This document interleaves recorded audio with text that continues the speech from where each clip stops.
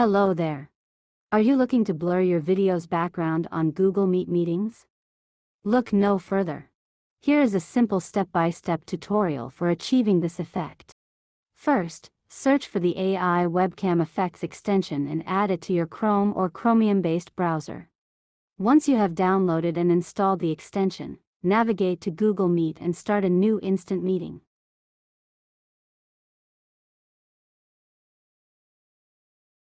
Once your meeting is ready, open the AI Webcam Effects settings and turn on the extension.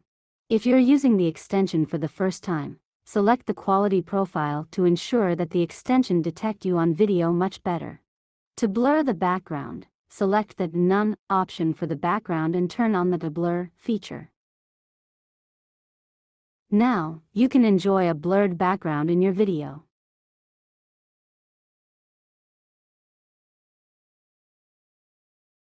Also, the AI Webcam Effects extension allows you enhance your video with many different ways.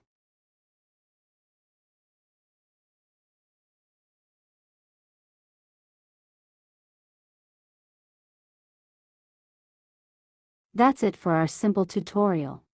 We hope you enjoy using the AI Webcam Effects extension.